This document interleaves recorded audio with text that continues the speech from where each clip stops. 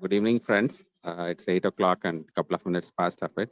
I warmly welcome Professor Swagata ma'am from AIMS Bhopal, Professor Rekha ma'am from Apollo Institute of Medical Sciences and Research, Hyderabad. Dr. Shilpa Rao is expected shortly. And the other faculty, I'm unsure whether Dr. Sudhir Singh, because they've been recommended by the students, but then let them join if they are available.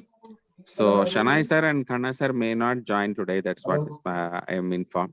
So we will request the first candidate to start the presentation. Swagata ma'am, Rekha ma'am, please take over the presentation. Good luck to you. The candidate will be allowed to present first the history part without stopping. He stops there and then they can go back, review the slides and ask questions. And of course, after that, the clinical finding can be completed without stopping, and then the management goes. We are planning each case discussion to last for an hour. Thank you very much. Faculty, please take over. Dr. Himesh? Yes, sir. First, introduce yourself, your unit chief name, then your HOD's name, and start your presentation. Yes, sir. Sir, my name is Good luck to Dr. you. Thank you, sir. Thank you so much. My name is Dr. Himesh Dubey. I am from BJ Medical College, Ahmedabad, third year general surgery resident. My PG guide is Dr. Maulik Mehta, sir, and my head of unit is Dr. Pankaj R. Modi, sir, and head of the department is Dr. Rajneesh Patel, sir. Today, I will be presenting a case on breast lump. Should I proceed, sir? Proceed. The video is not visible. That's the issue, sir, actually. Himesh, you have rejoined in one other system, no? Do you have a mobile phone or something? Yes, sir. Yes, sir. Should I screen share with switching that? on the video from that? Yes, sir. Sir, is it visible? Yes, very much. He is visible. Screen, yes. The share screen is gone. Yeah, Yes, right. It's gone. No, okay, present bar, right? No problem. Go ahead, ma'am. There's some connectivity with this. Yes. Sir, I'll be presenting a case on a breast lump. Shilpa Rao madam has joined. Sir, these are the patient details. Welcome, Shilpa. Shilpa Rao madam, welcome. Can I have the candidate's name, please, just before we start? Dr. Himesh, madam. Good evening. My name is Dr. Himesh Dubey, ma'am, from BJ Medical College, Ahmedabad. Oh, all right. Good evening, ma'am. Good evening, ma'am. Thank you. These are the patient details. 49-year-old female from Ahmedabad, homemaker by occupation, and hailing from lower middle class. She has a chief complaint of right breast lump since last 2 months. Nilesh, can I stop you for a second before you actually start your case? Yes, ma'am. I think we owe it to our patients. I don't like my boys calling my patients, men and male and female. It'd be nicer if you can call her a lady. Yes, ma'am. Sure, ma'am. Okay. 49-year-old lady, homemaker by profession, resident of Ahmedabad. She has a chief complaint of right breast lump since last 2 months. She presented to our OPD with complaint of right breast lump since last 2 months. She was asymptomatic 2 months ago when she noticed a lump in her right breast, which was gradually progressive in size and painless and reached to present size of 3 into 3 centimeters. Not associated with any redness or nipple discharge. No history of fever or trauma to breast. No history of similar lump in opposite side breast or bilateral axilla. No history of weight loss. Patient has no history of backache, jaundice, anorexia, or breathlessness. Patient has no known comorbidities. Operative history of open tubal ligation done 15 years ago. Again, Nilesh, one more point to interrupt. Yes, ma'am. You should also mention any cerebral or any sign, intracranial signs. Okay, ma'am. Yeah, because which kind of malignancies would give rise to intracranial metastases? Ma'am, which kind, ma'am? Breast cancer? I didn't understand the question, ma'am. Which type of breast cancer can possibly raise the suspicion of a possible brain met? Ma'am, invasive ductal carcinoma. That's the standard this thing. Yeah, which type? Ma'am, inflammatory. Now you're giving me multiple choices or what? Sorry, ma'am. So these are HER2 positive tumors, which tend to have almost a 30% rate of metastasis at presentation. So you must always ask for that history. Okay, ma'am. Personal history: patient is a vegetarian by diet. Bladder, bowel, sleep, and appetite are normal. No known drug allergies. No history of addiction to tobacco or alcohol. Patient had menarche at 14 years of age. Has 3 children, 2 daughters and 1 son, all by normal vaginal delivery. She had adequately breastfed all her children for up to approx 2 years. Age of the lady during first childbirth was 20 years. Last childbirth was 15 years ago, following which patient underwent tubal ligation. Patient has been postmenopausal since 3 years. No history of use of oral contraceptive pills or hormone replacement therapy. No history of any known malignancy. Yes, ma'am. No, can I again interrupt? Yes, ma'am. So you also need to tell me history of any miscarriages, abortions and stuff. No, I have not mentioned, ma'am, but no history of miscarriage or abortion. Yeah. And why would you ask that? Ma'am, that would define the parity of the patient. It will increase the parity of the patient. No, but more the parity better, no, for the patient. So why have I specifically been asking for something like this? More number of miscarriages might. Is it protective or is it effective? That's what madam wants. Protective. Miscarriages, is it protective or is it a? No, ma'am. It's not protective. Miscarriage is not protective for the female. Is it more? I mean, does it add to the morbidity, or is it having no value at all in the questioning? You know, we've given you so many hints now. My colleague told you that I'm asking you whether it is protective or not. These are all hints, you know, you should take. So now if you're saying it's not protective, then what is it likely to be? Ma'am, harmful to the, causing more morbidity. Why? And more estrogen window for the patient. Yeah, unprotected estrogen window in the first 3 months. Yeah, so if you have a lady with too many miscarriages, then that ups her chances of possibly also a high risk factor for CFS, right? Yes, ma'am. Yeah. No history of any malignancy in the family. The patient has no siblings. No history of malignancy of breast or gynecological malignancy in first degree relatives, and no history of colorectal or prostatic malignancy in male of the family. To summarize the history: 49-year-old postmenopausal female, third parity, with a painless, gradually progressive right breast lump since 2 months, without any nipple discharge, no swelling in axilla or opposite breast, no history of weight loss, no positive family history. Have you asked for history of obesity? She's postmenopausal. Any history of weight gain following menopause? No, ma'am. No history of weight gain, but she was saying that she has history of 1 kg weight loss in last 6 months or so. Is weight loss important or weight gain important? Ma'am, obesity is important for breast development of breast cancer, but after development of cancer, ma'am, weight loss will be significant. What is significant weight loss? Ma'am, at least 10 kg weight loss in 6 months. Yes, she's had 1 kilo. Yes, ma'am. 1 to 2 kg weight loss, she said. But not that is why I did not. Yes, ma'am. No, but in breast, do you see weight? I'm sorry. Just one last question before I stop talking. No, madam, we start from the first slide so that you can ask questions. Yeah. So no. I was asking, is weight gain important in the premenopausal status also, or is it not important? Ma'am, it is important. Obesity is a risk factor for development of breast carcinoma. Which kind of obesity? That I'm not sure about, ma'am. You want to know the waist to hip ratio, na? That is the more defining factor in this thing. And yeah, I'll stop now. Please take over the rest. I'm sorry, I barged in with a lot of questions, but no, madam, please, madam. I just thought that this was required. No, madam, continue. It was a very good discussion. Madam, you can continue, madam. You can continue with the next slide. Go to the next slide, Parth. So after summary, examination, or No, just hold there for a minute. Yes, ma'am. So when you're making your presentation, you've done a good job, but there needs to be a flow to the whole presentation. All right. So when you started here, you've spoken about the lump, right?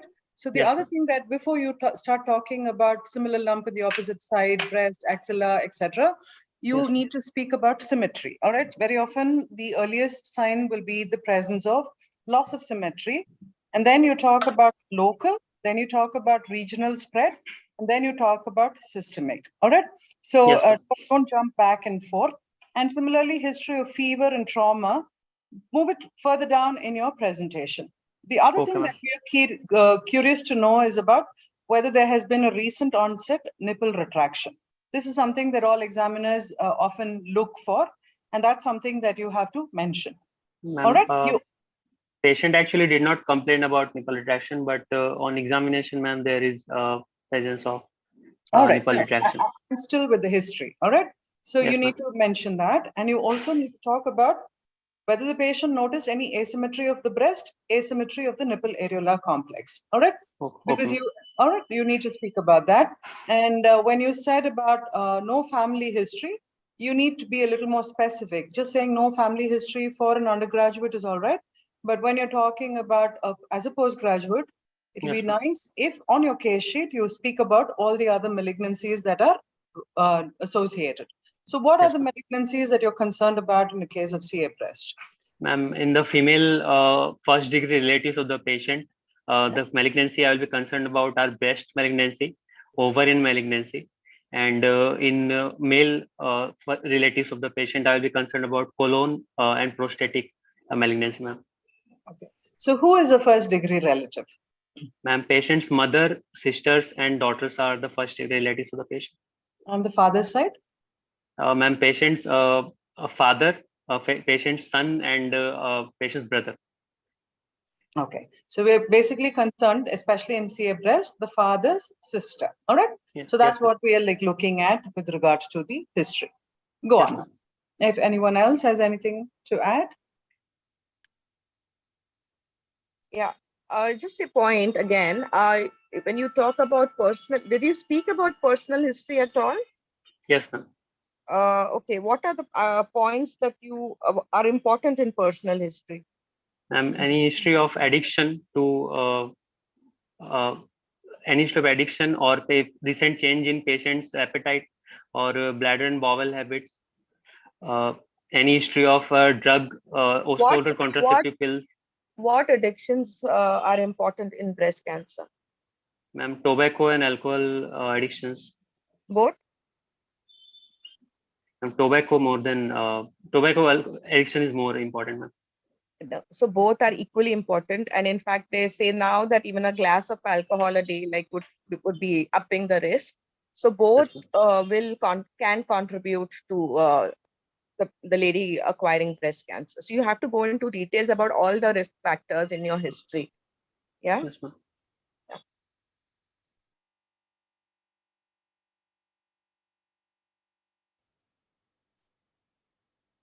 Mesh, I would just like to say that in any case of malignancy, social history must be taken so that we can find out whether the lady will have family support to undergo the treatment. Right? Yes, sir. Right. Which is usually missing in most of the presentations these days. We've done away with social history, but that is important. Yes, sir.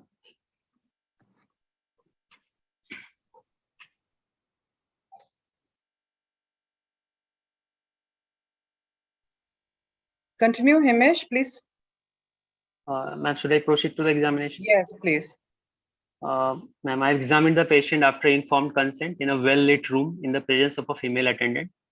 Patient's weight is 56 kg, height 155 centimeter, BMI 23.3. ECOG score is 1. Patient has average nutritional status, temperature 98 degree Fahrenheit, pulse rate of 84 per minute, regular with normal volume taken in radial artery, no radial delay. Blood pressure of 120 by 70 millimeter mercury, no pallor, icterus, clubbing or edema, no generalized lymphadenopathy. Okay, Himesh, pause.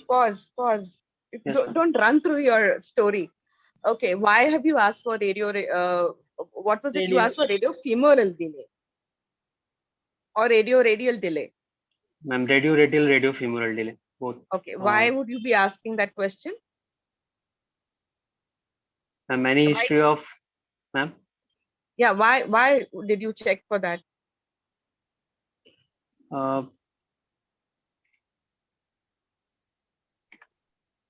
You know, like we, somebody mentioned that you have to talk like a consultant. No, now you have to talk like somebody who is going to be able to manage a patient. So you have to do things which are important, and you don't have to do everything like an undergrad student pulse and all those things just come out of your mouth like, like a single sentence. You have to have the logic behind it. How many times do you see arterial embolization in patients with CA breast or thromboembolic phenomena?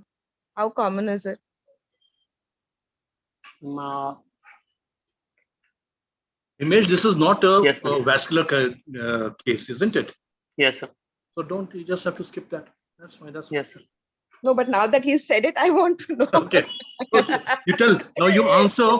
What if it was there was radial delay or radiofemoral delay? What would you have thought of? Many vascular emboli from the malignancy. That ma'am has said anything else. Patient. Anything else. Anything else. Hypercoagulable state because of malignancy. Anything else? Anything else other than a thrombus? So lymphatic obstruction leading to edema of the.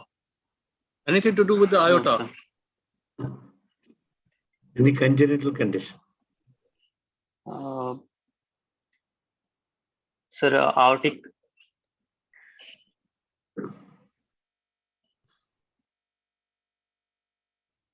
I'm sorry, sir.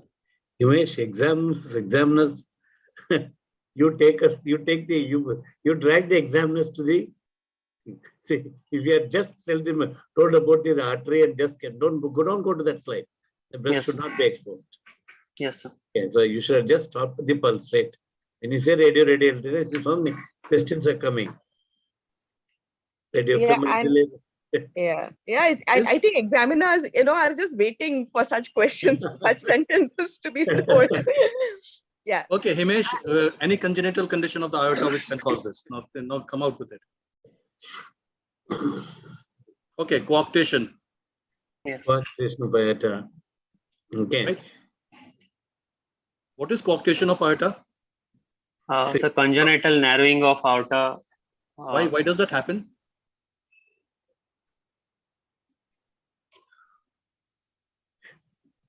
So I'm not sure what it's.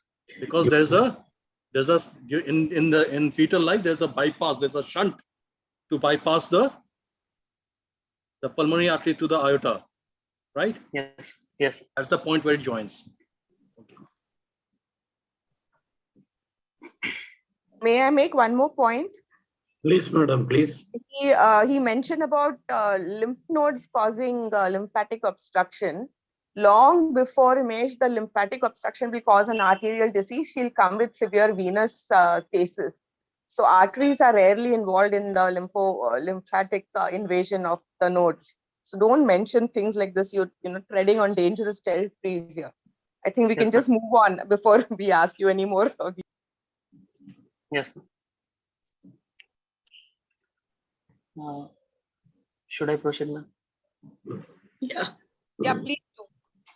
Yeah, you just show the picture. Go to the read it fast one. Yes, sir. Examination of breast. I've done examination in both sitting and supine position and semi-recumbent position. On inspection, both breasts are at same level. And you present this one. Don't expose too much. Yes, sir. Yeah, you present.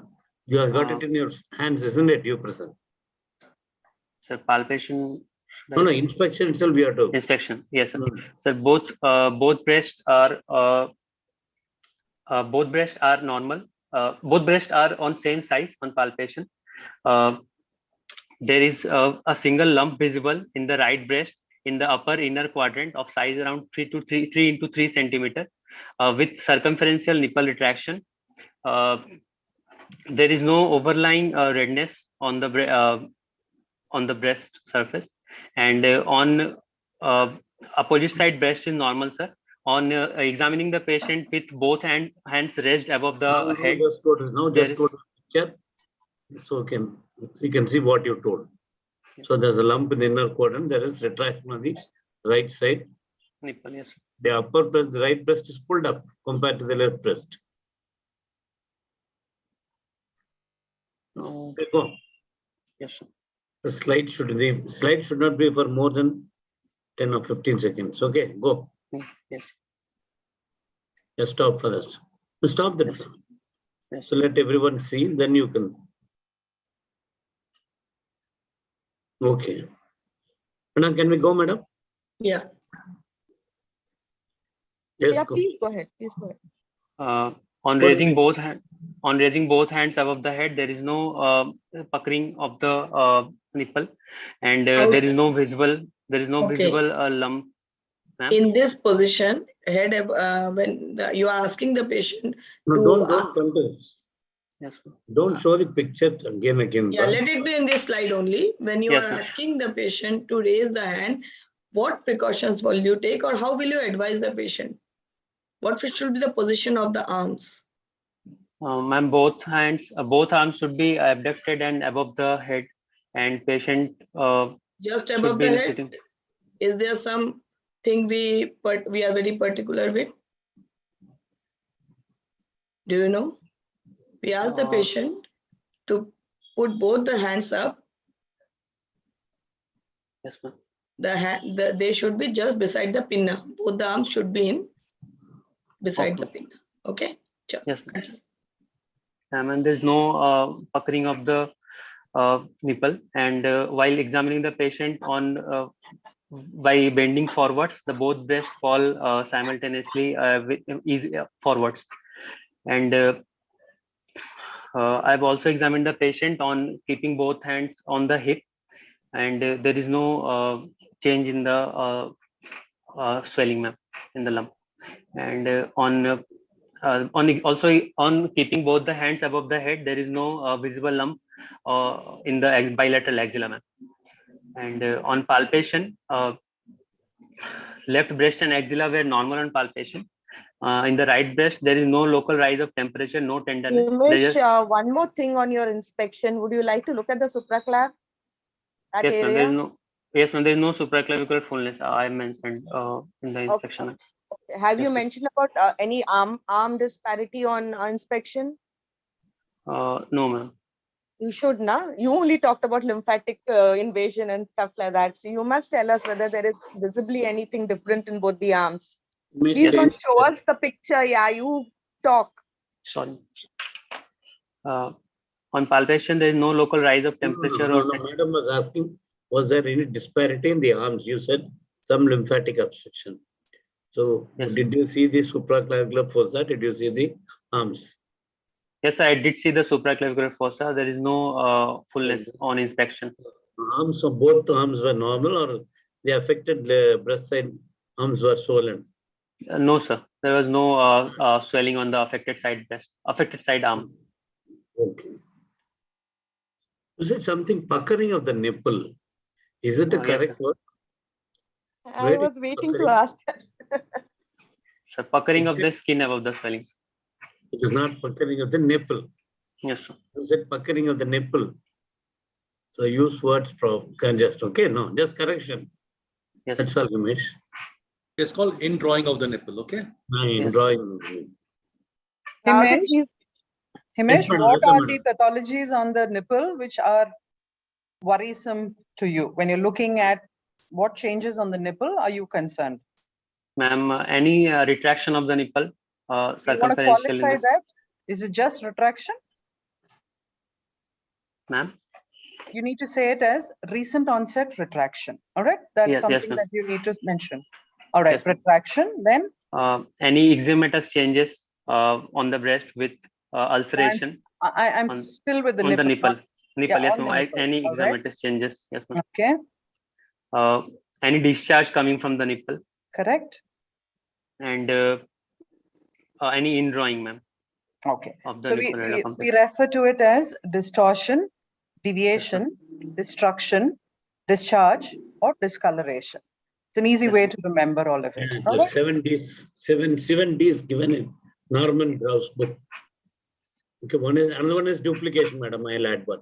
All right. Duplication. Okay. Yeah.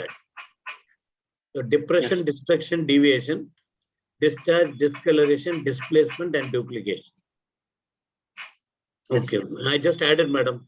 Yes, sir. Yes, sir. Please. Okay, you said lump is fixed to the skin. How will you test the fixity to the chest wall? Ma'am, for testing the fixity to the chest wall, I will first just ask the patient to put both her hands on her hip, and then I will just palpate the lump and then try to move it along the direction of pectoralis major, both perpendicular to it.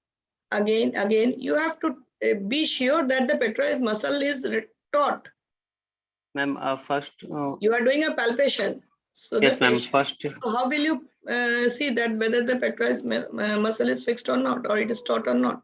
Ma'am, I will check the edge of the pectoralis major muscle in the axilla and check whether in the axilla. Yes, right. Yes, ma'am. Yes, and then? And then I will try to move the lump again. Before I did it in the relaxed position, then I will do it after asking the patient to push against her hips with her hands.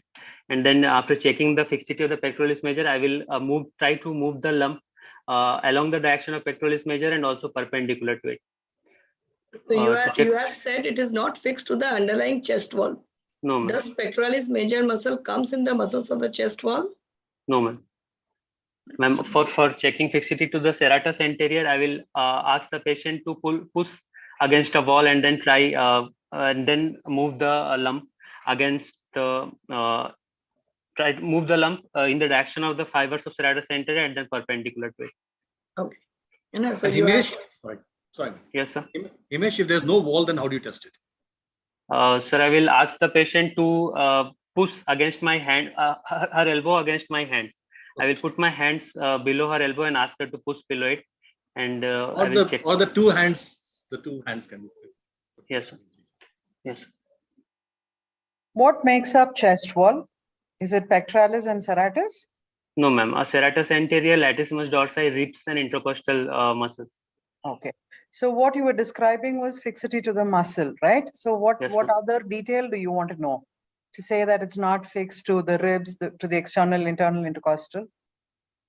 Ma'am, sorry, Himesh, latissimus dorsi does not constitute chest wall, please. Yes. Chest wall is ribs and external, internal, intercostal. All right. Yes, ma'am. After during inspection, I will ask the patient to bend forwards.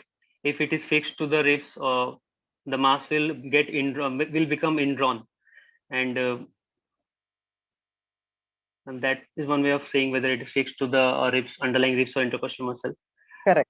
So, but you're already on palpation, right? So yes, ma'am. Remember that here when you're saying that, you need to say the fact that it was falling forward well, and therefore you find that you're not worried that it's fixed to the chest wall. Yes, ma'am. All right, proceed, please. Sorry, Himesh, how do you know it's fixed to the skin? Ma'am, sir, I will pinch the skin over the breast, and the skin was not pinchable. Suppose the skin is not fixed all over the lump. It may be fixed at some place, it may not be fixed at the other place. So when you pinch, it may or may not be pinchable. Then how do you test for it?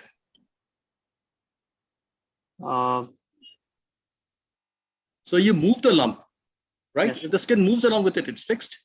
If it doesn't, it's not fixed. That's a better way than pinching. Yes, sir. Yes, sir.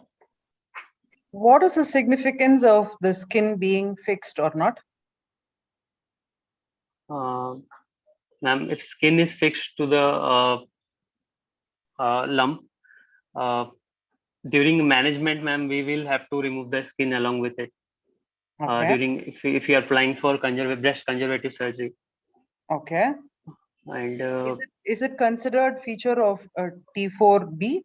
No, ma'am. No, it's not considered feature of T4B. What is considered features of skin involvement then? Ma'am, any ulceration, satellite nodules, and pudy orange appearance are considered features of T4B, ma'am. Good. Go ahead. Ma'am, should I proceed with the palpation? Yes, please. On palpation, left side breast and axilla were normal. Right breast showed no local rise of temperature, no tenderness. There was a single 3 × 3 centimeter non-tender lump palpable in right breast at a 12 to 2 o'clock position. involving upper inner quadrant, firm to hard in consistency, with uneven surface and irregular margins. Lump was fixed to skin but not fixed to underlying chest wall. Single ipsilateral anterior axillary lymph node was palpable of 1 into 1 centimeter, which was mobile, non-tender, and firm in consistency. What are you missing here? Are you done with the local examination? What is the shape of the lump? You've not given us the shape of the lump. What is the shape of the lump? Sir, ovoid lump. Right. Okay. You should, whatever it is, you should mention the shape. You have not mentioned the shape. Yes. Lump ka to here, this is a MBBS size, shape, surface, all that kind of stuff. And you have to say how much it is away from the nipple areola complex. Okay. Okay. Apart from the site, you are saying 12 to 2 o'clock. But Yes, is it at the, how much it is distance from the nearest margin is from the periareolar region? Yes, ma'am. It was 1 centimeter from the nipple area, 1 to 1.5 centimeter from the nipple area during inspection. Are you finished with the local examination, local palpation? Yes, ma'am. What about the nipple? Was there any discharge? Were there any fissures, ulceration, excoriation? Anything? No, ma'am. There was, ma'am, apart from nipple retraction, there was no active discharge from the nipple, and no ulceration over the underlying, over the nipple side, nipple areola complex. Okay, fine. Why is everybody asking you the importance of the lump from the NAC? Is there anything that will help you in your management or planning of the treatment? Yes, ma'am. Lumps very close to nipple areola complex. During breast conservation surgery, it will be difficult to excise the lump without distorting the anatomy of the nipple areola. Yeah. Anything to do with the size of the lump vis-a-vis the size of the breast? Yes, ma'am. The volume that the lump is occupying in the breast volume? Yes, ma'am. This will also affect our management, because in breast conservation surgery, if the size of the lump is at like a better ratio as compared to the size of the breast, then only we can go for a breast conservation surgery. Otherwise, we will have to go for mastectomy itself. How much proportion you said? Ma'am, I didn't say the exact, I didn't know the actual value, ma'am. So if it's anything less than, I mean, about 25% is the max limit. In really large breasts, maybe you would consider 30%, but then anything beyond of that is really not amenable even after NSCT. So you should mention the volume of the breast. Okay. Yeah, go on. Should I proceed to systemic examination? Yes. On examination of respiratory system, bilateral air entry was normal, no adventitious breath sounds, and bilateral air entry equal. Cardiovascular system, S1, S2 both were audible. Patient was conscious and oriented. Spinal examination normal. Per abdomen was soft, non-tender, no palpable organomegaly, no ascites. Per rectal examination was also normal. Per vaginal examination was also normal, ma'am. If they were respiratory or chest metastasis, what changes will you expect? Ma'am, most commonly because of breast cancer metastasis to lungs, there will be pleural effusion. So there will be reduced air entry to the side of the effusion, ma'am. Anything else? Patient will also may have Krebs, ma'am. Why? Because of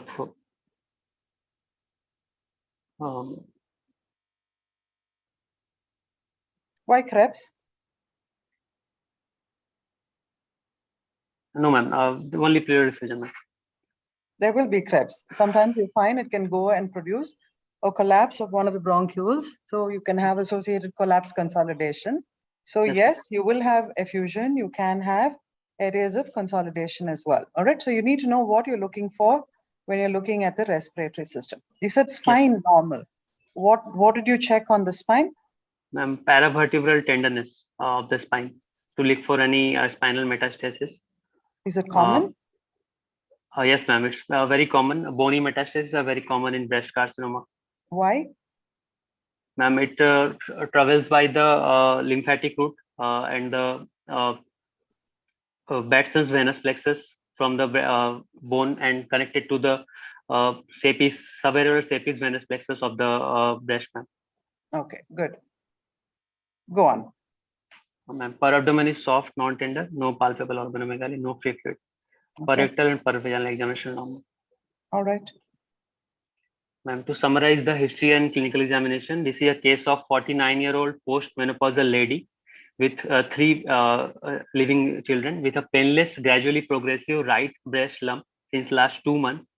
On examination, there is a 3 into 3 centimeter non-tender, firm to hard right breast lump between 12 to 2 o'clock position in upper inner quadrant, fixed to skin, but free from underlying chest wall with irregular margins, associated with circumferential nipple retraction. There was a single ipsilateral 1 into 1 centimeter right anterior axillary lymph node palpable. Opposite side breast and axilla were normal, no nipple discharge.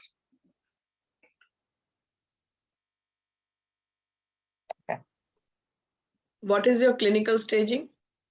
Ma'am, my clinical staging is T2N1M0. Why do you say this is cancer breast?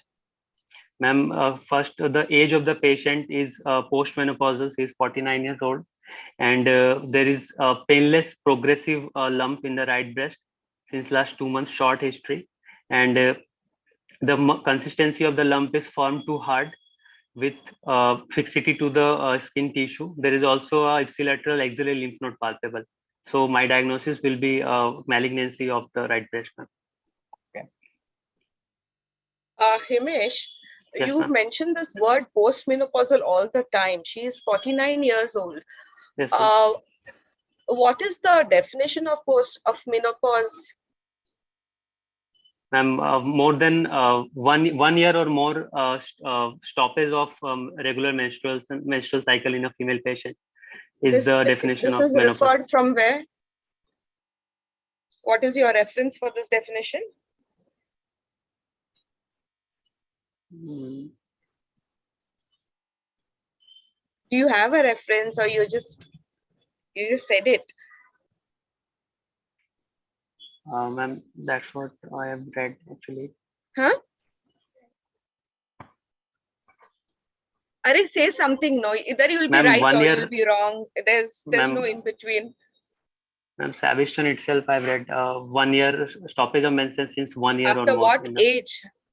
The WHO classification, it says 60 years, above 60 years, 1 year is considered, unless the patient is hysterectomized or otherwise. So 49, I would put as perimenopausal, and it will affect the management of the patient. So, clubbing her with postmenopausal females might do her more harm. So you would have to convince yourself that she is postmenopausal. And how would you do that? And there is no ongoing menses for the female since last for the lady since last 3 years. That is why you called her postmenopausal. But how do you categorize her biochemically as postmenopausal?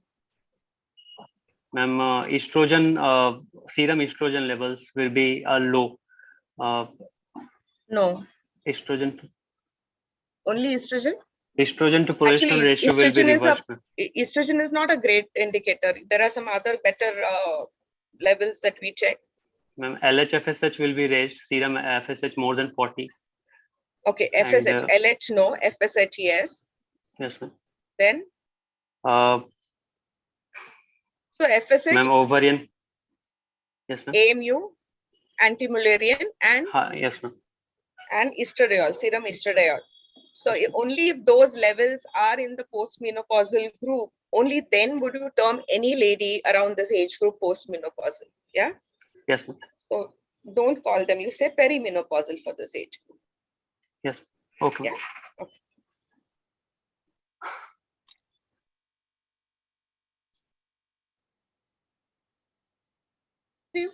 Ma'am.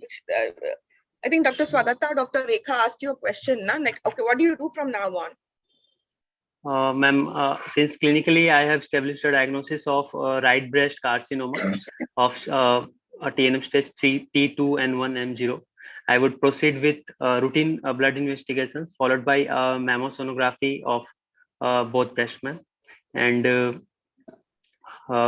since the breast malignancy is dealt with triple assessment, I've done the clinical staging, and along with the mammosonography, I would like to establish the histopathological diagnosis. So I would like to go for true cut biopsy based on the mammosonography report. Only a true cut biopsy? Core needle biopsy, I would like to go for. Yes, I understand what a true cut biopsy is. I'm asking you, would you only do that? No, ma'am. For the breast and for the systemic, I would like to go for a chest X-ray and a USG ultrasound abdomen. You're talking about histopathology. You said core biopsy, stroke true cut biopsy. Is there anything else? Would you like to do an FNAC at all? No, ma'am. I will not go for an FNAC. Nowhere you would like to do an FNAC? The lymph node, I can go for FNAC. For the FNAC. You will definitely. You will definitely do an FNA of the lymph node. And why do you want to do that? Ma'am, it will decide our management, because if the lymph node comes out to be just a reactive lymph node and not having any malignant metastasis from the breast, then we can just that's one reason that maybe the lymph node is not metastatic, which is rare in the axilla. Axilla is usually almost always pathological. So it's so what else would you do other than that? Why else is it important to know the lymph node? Would you do something else to the lymph node? Ma'am, FNAC, apart from FNAC?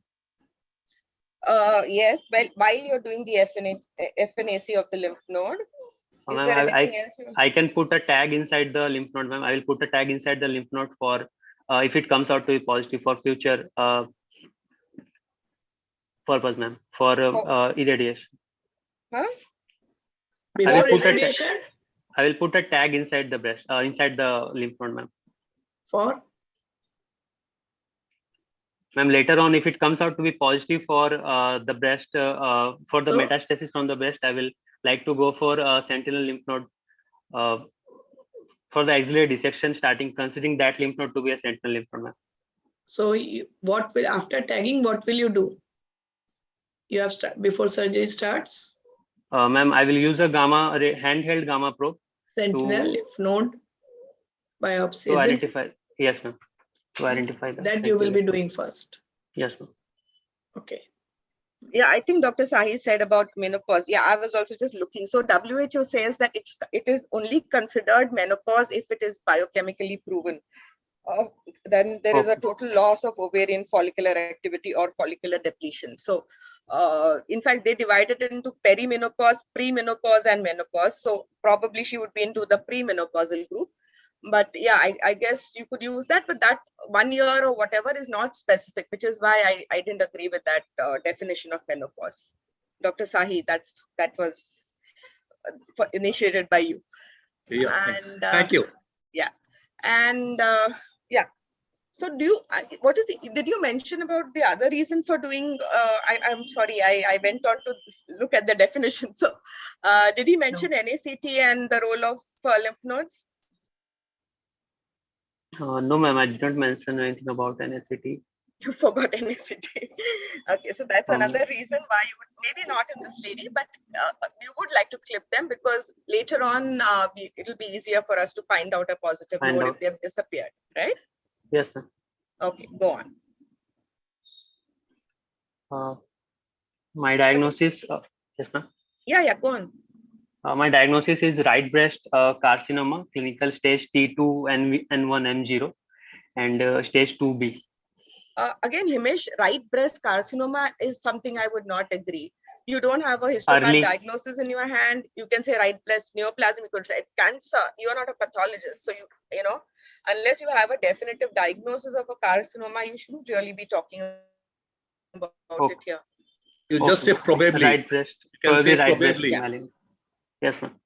Right breast malignancy, probably right breast carcinoma. Ma'am, neoplasia. Right breast neoplasia, probably. Probably carcinoma is okay then. Okay, now go on. You've done your true cut. You've done your. Okay, what else would you like to do? You've done the triple assessment. What else? Yes, ma'am. Ma'am, apart from triple assessment, I would like to go for a chest X-ray to look for any lung metastasis or any pleural effusion. I would like to go for a USG abdomen pelvis to look for liver metastasis or any peritoneal and ovarian metastasis, ma'am. And I would also like to go for a lateral X-ray of lumbosacral and thoracolumbar spine, ma'am, to look for any bony metastasis. Okay. Which Would we somebody did, like to give him a probable true cut biopsy diagnosis so we can forward this case to a specific direction? Dr. Swagata, hi. Yeah. Hi. Would you like to give him a differential? Okay. She is 49 years. So let us say it is triple negative. Yes, ma'am. Okay. So Yes, now with the T2N1M0, it is what will be you say stage 2B. So it is 2B, early yes, breast carcinoma or whatever it is. How will you define? Early Early it breast will be early breast carcinoma, ma'am. Now it is an early breast carcinoma with a triple negative breast cancer. Yes, ma'am. Okay. It is TNBC. So now how will you proceed? Ma'am, I will offer the patient a choice for both breast conservative surgery as well as mastectomy. And according to the patient's preference, I would like to go for the choice of a surgery.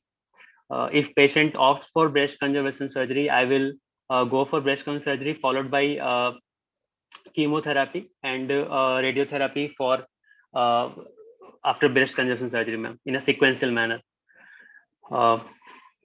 If patient goes for a modified for mastectomy, I will go for a modified radical mastectomy with axillary lymph node dissection, and followed by irradiation and chemotherapy. So in the breast conserving surgery, what will be your prerequisite in this patient to go in for a breast conserving surgery? What will you prefer to be in your hand? Or what will you ask the patient? There are some prerequisites for breast conserving surgery.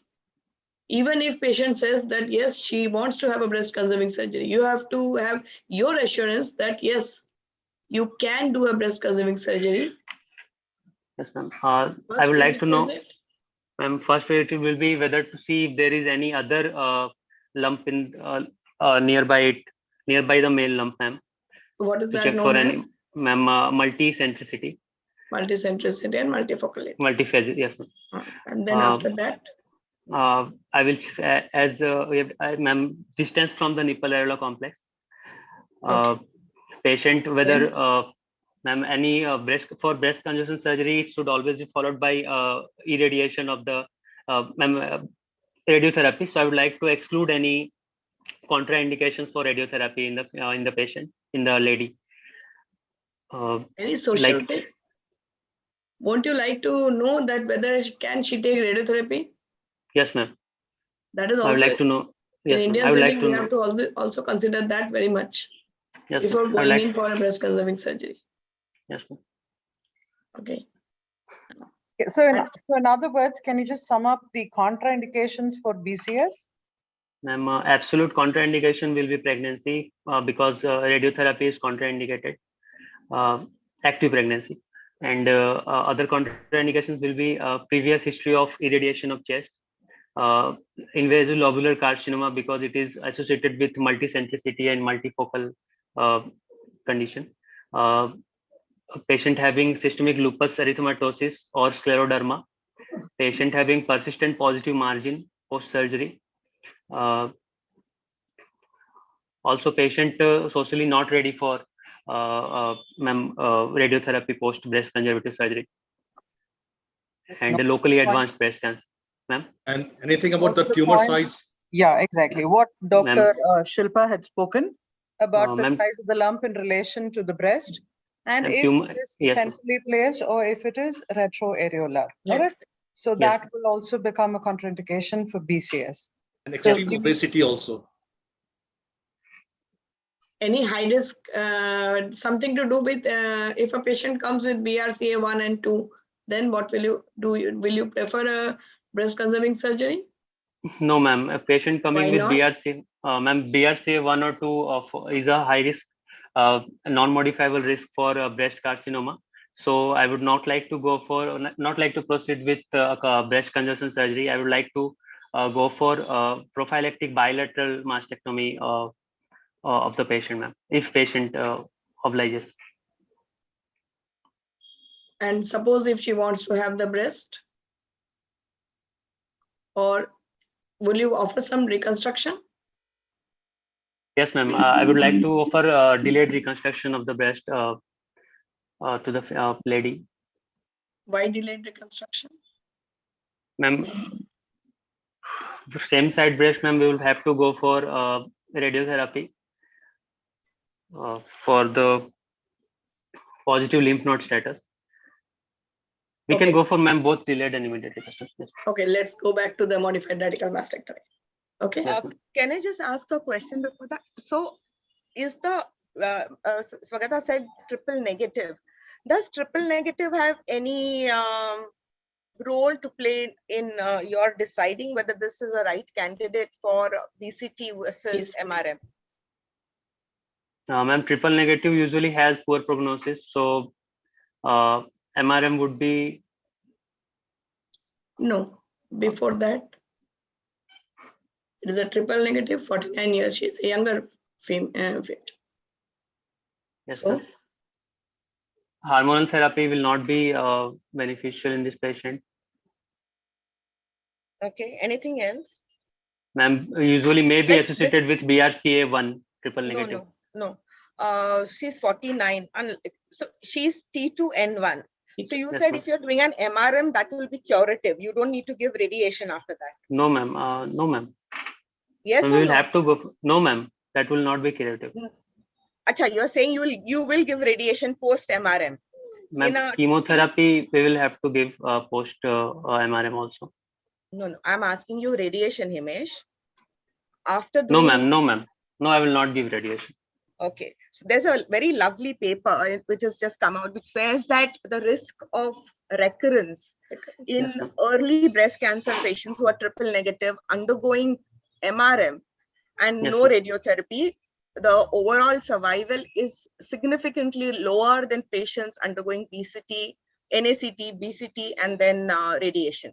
So radiation becomes an important factor in triple negative disease with N1.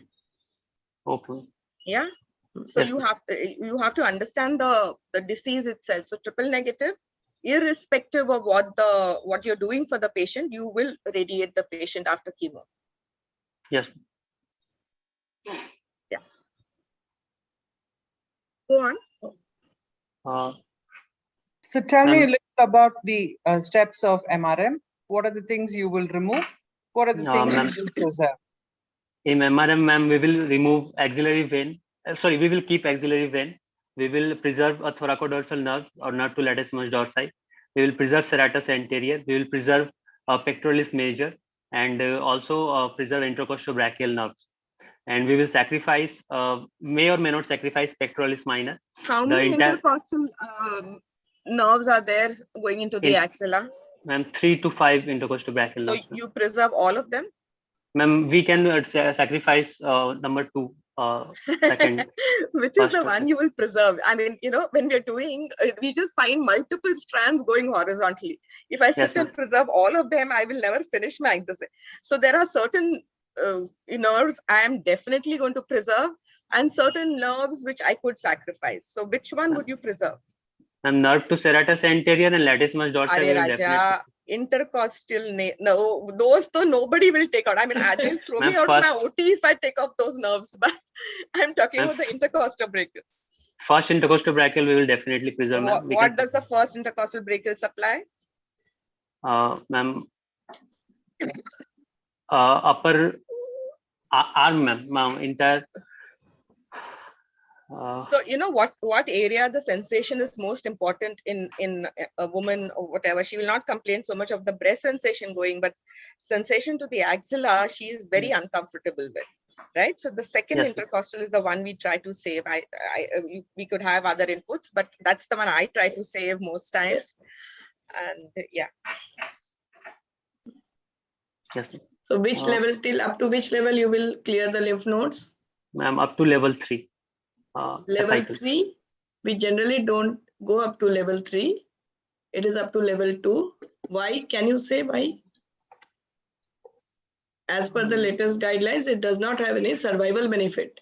and it adds on to the lymphedema. Okay. So if it is positive, if you can see there's a load of axillary metastasis also, there's load of big lymph nodes, you can remove, but that adds on to the lymphedema. It doesn't have any survival benefit. So we go up to level 2. Generally, we don't go above level 2. What is the up to level 2? How will you know that you are going up to level 2? Ma'am, Halsted to Halsted ligament is level 3. Ma'am, below and lateral to pectoralis minor will be level 1, and behind pectoralis minor will be level 2. So what are rotus lymph node? Ma'am, rotus lymph node are interpectoral lymph nodes. So which Where are the is level? Pec minor inserted? Yes, ma'am. Level 2. They are level 2. Where is pectoralis minor inserted? Ma'am, in the humerus, inferior tuberosity, lesser tuberosity. Pectoralis minor? Pectoralis minor, but not Minor. some process. So you're very kind. Coracoid process. Coracoid process. Yeah, he's very helpful. No, sometimes we have to help. See, you should catch it up. When I say It's true. process, I think we catch it faster than they do. where is it? What is it? You said something about Halsted's ligament. What is that ligament, ba? Ma'am, sir, it's a costoclavicular ligament which signifies the level 3. So you go there means it is almost level 3. Level 3, yes. Now, as madam said, there's no improvement, so you stop with level 2. Yes, ma'am. Yes, sir. But when madam asked what are the structures you remove and then preserve, you should say the structures you remove first. You start with preserve this time. Now, what are the structures you remove in MRI? What is the incision you prefer, or what is preferred in your institution?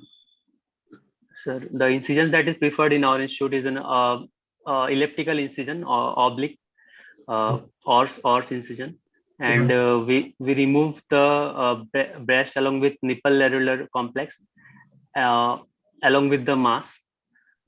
We try to medial incision. Where do you start the lateral? You stop.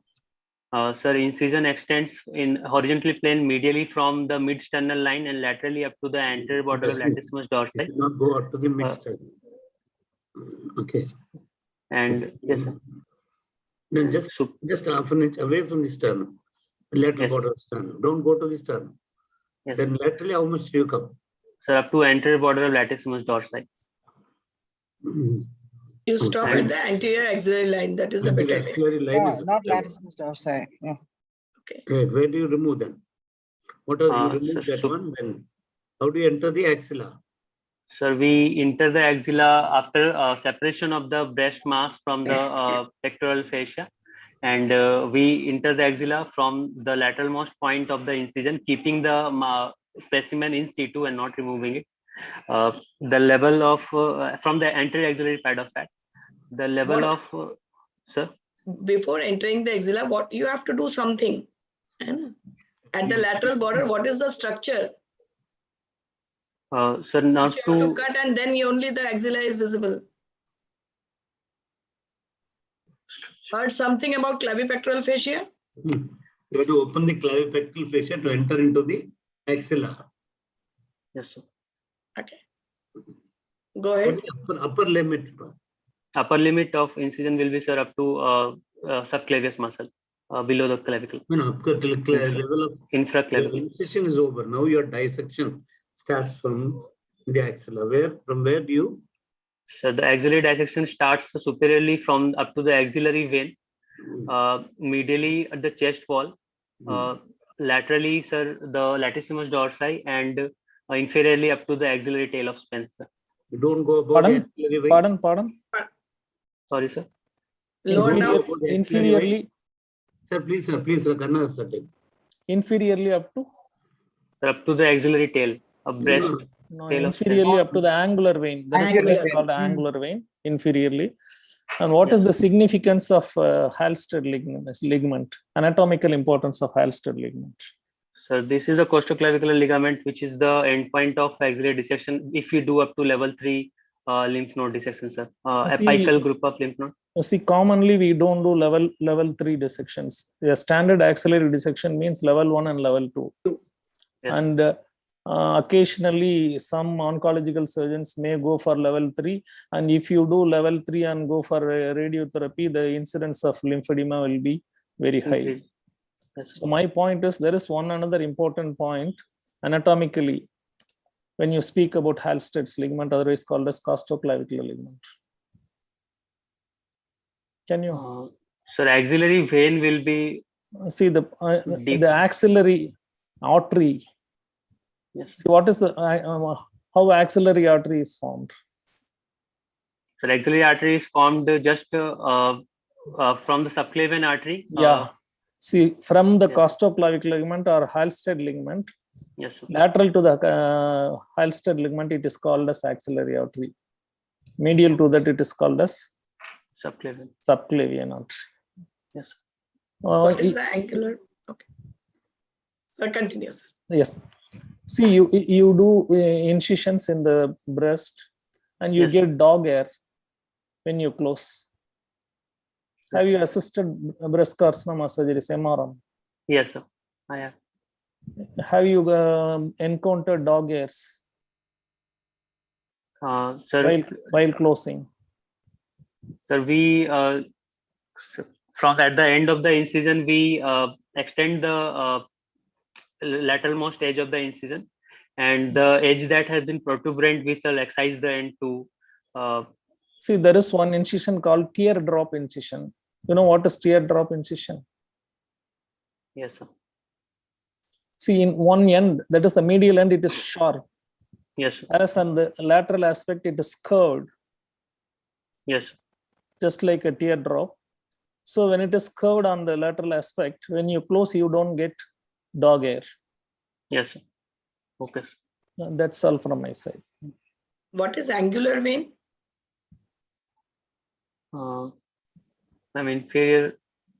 Inferiorly, we do axillary dissection up to the angular vein. It is. How will you know what is the angular vein? You have to reach up to the angular vein. So how will you identify that this is the angular vein? And why it is important? I'm not sure, ma'am. There's a landmark. Any idea? No, ma'am. I'm not sure about it.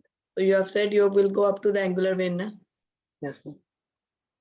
So angular vein, it is the lower most up to which you go, but it is actually marking the surface marking. It is surface marking for the thoracodorsal artery where it is going. It is the communication, and at that level, the nerve is entering into the serratus anterior. So that thoracodorsal, it is going and entering into the latissimus dorsi.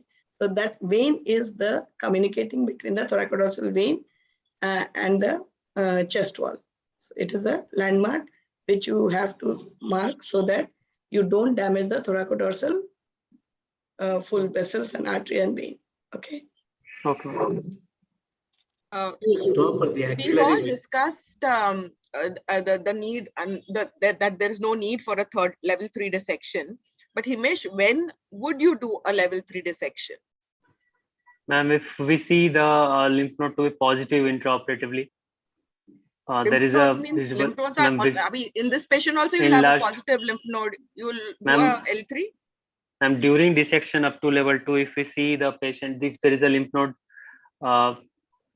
if there is a visibly enlarged lymph node in the level 3, ma'am. Like one visibly enlarged lymph node and you will do a level 3? What are the high risk criteria which will probably point you towards a possible metastasis to a level 3? It's not one lymph node. Do you know the number of lymph nodes that have people? 5 or more lymph nodes. No, and now you're playing games again. Yeah, so it's 9 lymph nodes or more in level 1 and 2. The second thing would be extranodal, lymphovascular invasion, extranodal nodal extension. The only other malignancy where you would consider even in an early stage like this would be a lobular cancer. Because in those cancers, you have a higher incidence of metastasis and they do generally, are not as great. So these are the indications for doing an L3 dissection in most cases. Yes, ma'am. What are the structures preserved in modified radical mastectomy? Supposed to be preserved. So the structures that should be preserved are axillary vein, pectoralis major muscle, nerve to serratus anterior, thoracodorsal pedicle and thoracodorsal nerve, plus minus intercostobrachial nerves, and pectoralis minor can be preserved. You preserve the axillary tail? Axillary vein, I said, ma'am. Vein. Okay, sorry. Yes, ma'am. What about the cephalic vein?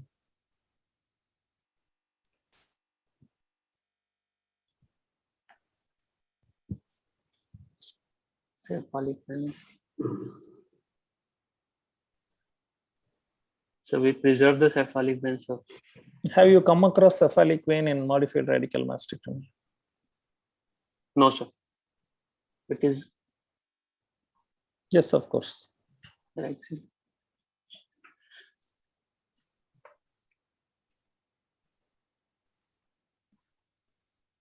Actually, cephalic vein is preserved during radical mastectomy. In radical mastectomy of Halsted, they remove the pec major.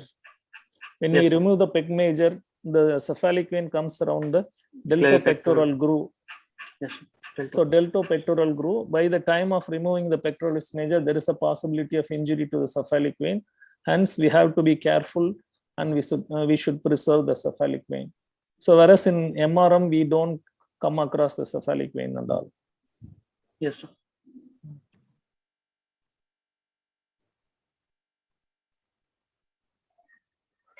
Okay, you've done your surgery and your HPR comes as IDC grade 3. Lymph nodes about 4 lymph nodes positive. Extranodal invasion seen. Lymphovascular invasion seen. Now what will you do? Ma'am, I will go for adjuvant chemotherapy. And since the case I've been given is an ER/PR and HER2 negative, so I cannot use hormonal therapy. I would go for chemotherapy in this patient and post-op irradiation, ma'am. Chemotherapy with anthracyclines and taxanes, a group of chemotherapeutic agents. Any role of carboplat in TNBCs?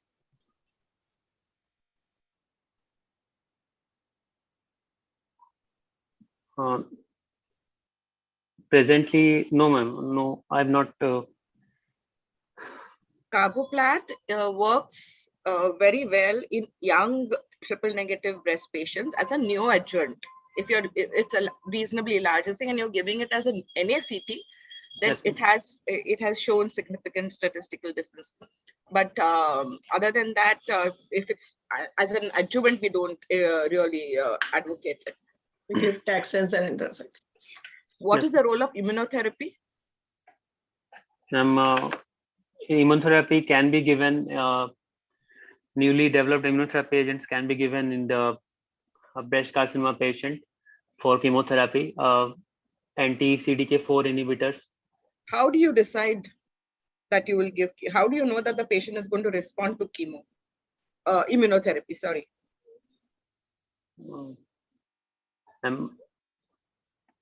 I'm a triple negative breast carcinoma with persistent positive margins, with visceral crisis. We may have to give immunotherapy. No. How do you decide that the patient is going to respond to it or not? I mean, it's extraordinarily expensive. So how do you decide? Have you heard of from the from the biopsy? We will have to do for the prognostic index. Bloom-Richardson criteria, ma'am. We will have to look for it. We will look for the PLD markers. If it's, are you aware of that? No, not sure, ma'am. from the tissue itself. And if that PLD marking is more than 10, then you know that there is going to be a response to immuno. Otherwise, it's extremely expensive, and everybody seems to be giving it these days. So if the PLD is not more than 10, the patient is not going to respond. So that is your guideline or your, mapping towards giving immunotherapy. Yes, ma'am. Okay.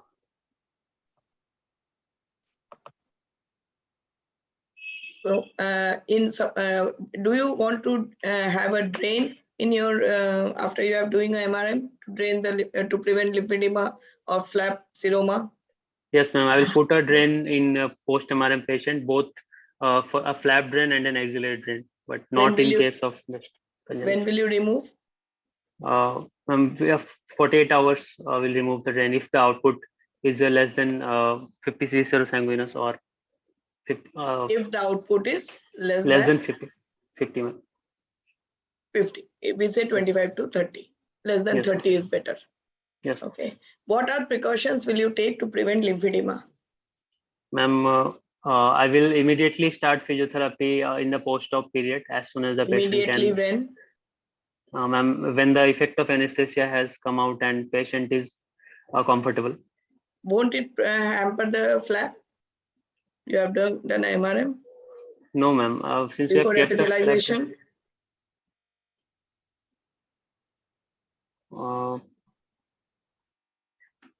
ma'am. I will start in the same day of the operation, ma'am. Physiotherapy. Physiotherapy, you will. What will you advise in your physiotherapy? Ma'am, I will start with limb elevation exercise and a ball press for. You think the patient will be able to elevate the limb in the immediate post-op period, one day, first 0 day? Ma'am, I will go for a serial increment in the limb elevation. In the same day of operation, as much as he can lift, and slowly, gradually, I would like to increase the. I will ask the patient to increase the limb elevation height. Per op, you will. How will you take? What precautions will you take per op to reduce the lymphedema? Ma'am, operatively, ma'am, the hand of the patient should be not kept. You are operating. You are the operating surgeon. Yes, ma'am. Ma'am, operatively, I would like to go for up to level 1 and level 2 lymph node dissection and not go up to level 3 to prevent excessive lymphedema and minimal manipulation, ma'am. Minimal tissue handling. Minimal tissue handling. Okay. Of the lymphatics. Have you heard anything about the role of flap fixation? Flap fixation. Have you heard no, it? ma'am. No, ma'am. Okay. There are some studies which say that if we fix the flap with glue or sutures, the seroma decreases, but not the lymphedema, it is the seroma. So I was talking about lymphedema. So how will you prevent lymphedema per op? Energy device, anything? Yes, ma'am. Minimal use of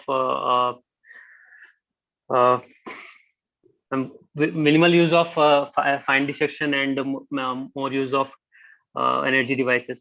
Which energy device will you prefer? Ma'am, bipolar Goitre. Bipolar, and if you are in the best of situation?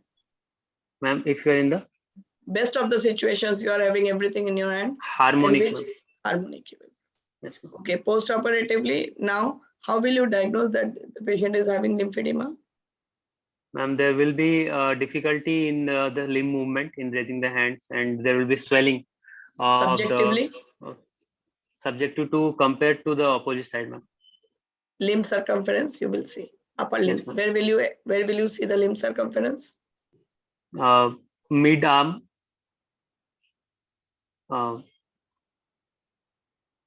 Okay, go ahead.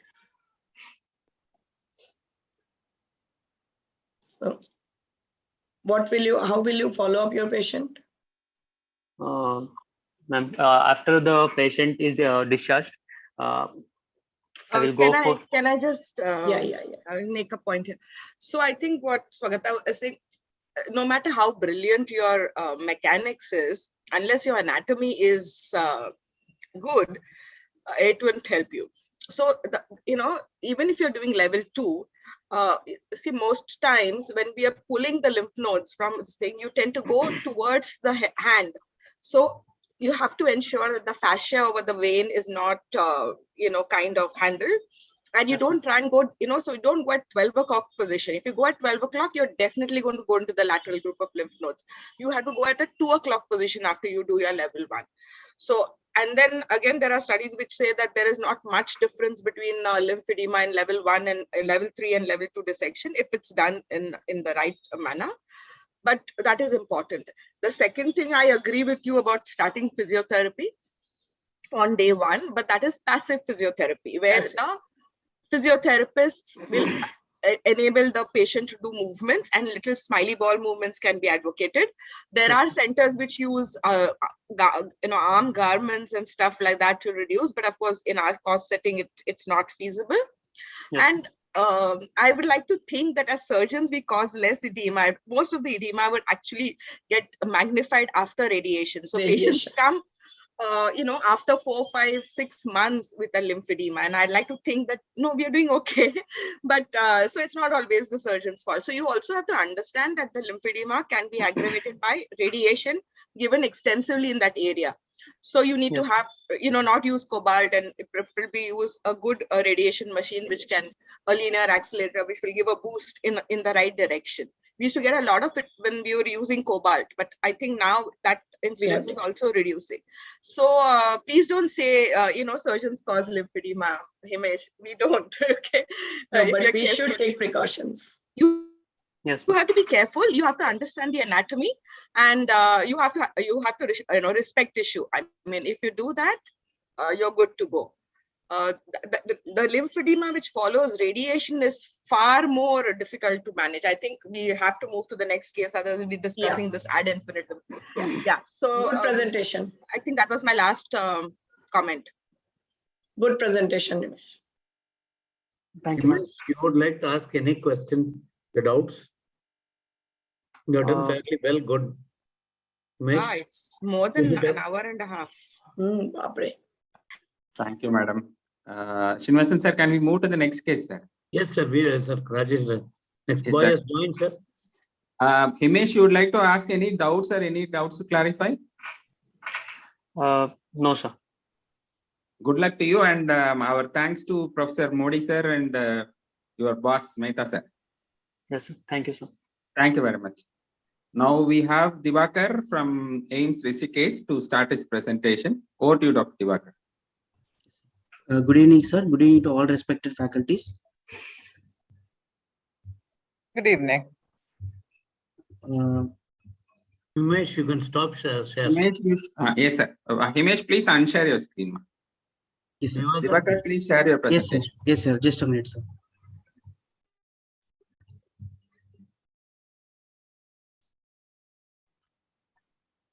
Sir, good evening. Sir, are you able to see my screen, sir? You are okay, ma'am. You please introduce your unit chief, your HOD, and start your presentation. Yes, sir. Good evening to all respected faculties. I bring greeting from All India Institute of Medical Science, Rishikesh. My name is Dr. Diwakar, third year postgraduate in the Department of General Surgery. My guide is Dr. Sudhir Kumar Singh, and my HOD is Professor Som Prakash Basu. And today I am here to present the case of multinodular goiter. Going ahead. The patient, Mrs. X, 42 years female, who is a daily wage laborer hailing from Rishikesh, presented to the surgical OPD with chief complaint of swelling in the front of neck for 3 years. A history of presenting illness. The patient was apparently asymptomatic 3 years ago when she noticed a swelling in front of the neck, which was insidious in onset. Initially, it was small. Gradually, it has progressed in size over the past 3 years. However, the patient denies that there is no history of any sudden increase in the size. The patient also said that the swelling was associated with heaviness in the neck, but there was no pain over the swelling. No history of difficulty in breathing, no history of any change in voice or tone, no history of difficulty in swallowing, no history of fever, loss of weight, or any loss of appetite, no history of heat intolerance, palpitations, diarrhea, blurring of vision, or muscle weakness, and no history of backache or any bony pain, cough, hemoptysis, or yellowish discoloration of the eye. Coming to the past surgical and medical history, the patient has undergone hysterectomy in 2017 for heavy menstrual bleeding. The histopath was fibroids. No history of any hypertension, diabetes mellitus, or tuberculosis. No history of any medication intake for any thyroid disease in the past or any radiation exposure in the current past. Family history, no history of any similar neck swellings in the family or any thyroid or GI malignancy in first degree relatives of the patient. No history of cancer related death in the family. Personal history, she takes mixed diet with adequate sleep and appetite, normal bowel bladder habits with no addictions. Summary from the history, a 48-year-old female presented to the surgical OPD with complaints of swelling in the front of neck, insidious onset, initially small, gradually progressing in size for the past 3 years, associated with heaviness in the neck with no significant treatment or family history. Yes, sir.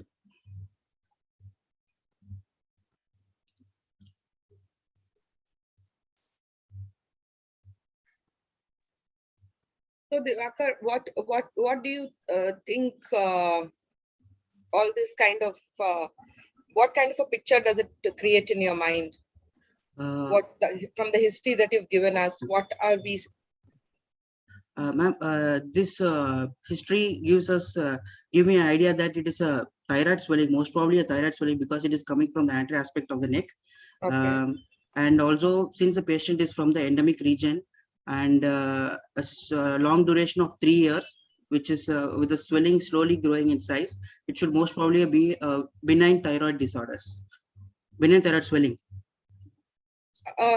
In a thyroid swelling, is 3 years really considered to rule out malignancy? I mean, is it considered like a progressive swelling?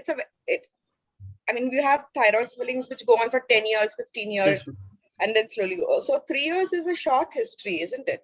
Yes, so for you to rule out malignancy with such clarity is a dangerous thing, na? Yes, ma'am. Yeah, so you have to keep that at the back of your mind, that you have to rule out a malignancy irrespective. It could be an MNG or it could be anything else, but you don't know that. You have to ask for history suggestive or anything to rule out malignancy or just whatever else or further on, right? Yes, ma'am. So you must say it's most likely a benign swelling, but I would like to rule out a malignancy in the. Sure, yes, ma'am. Yeah, yes, go on. Divakar, what do you mean by endemic? Sir, those regions where the iodine is deficiency in the is present in patients along the belts of the. So how much of the population should be affected? You think it's like children 6 to 12 years, if more than 20%. What is the definition of endemic disease? PSM. Yes, sir. PSM. Who definition they say that children who are in the 6 to 12 years of age, if they are affected more than 20% population, it is said to greater than 10% of population of a disease is endemicity. Yes, sir. Straight away. No sin children, nothing of that sort. Okay. Yes, sir.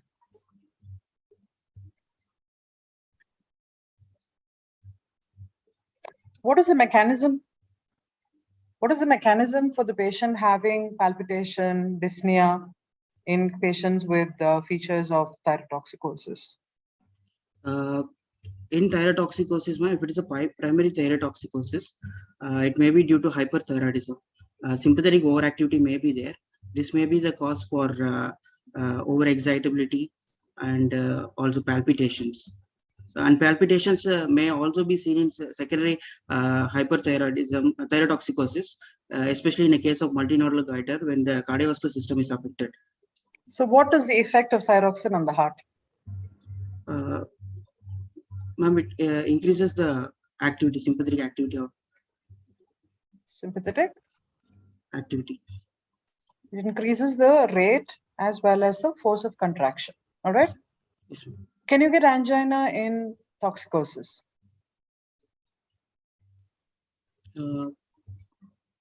Yes, ma'am. Chest pain may be there. If there are arrhythmias which are complicated. Arrhythmia will cause chest pain or will it produce palpitation? Palpitations. Yes. So what causes chest pain?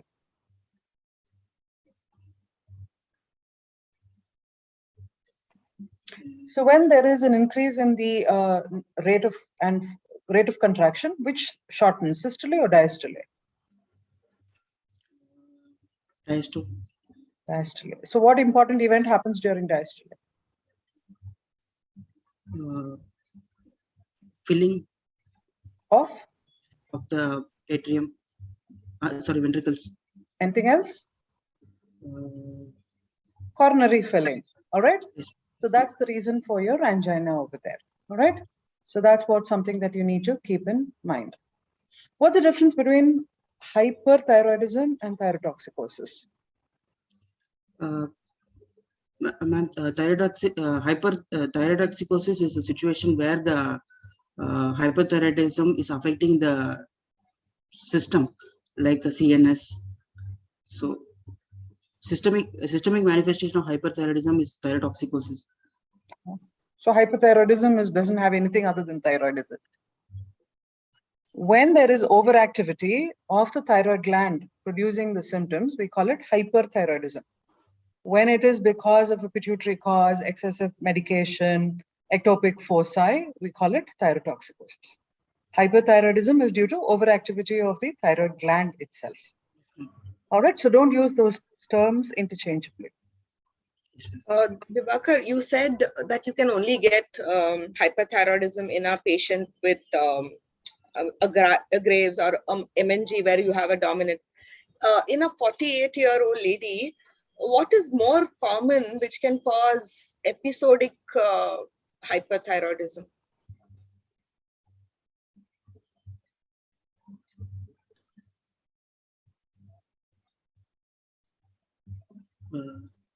Vibhakar, if you don't know the answer, you must tell us. We can keep.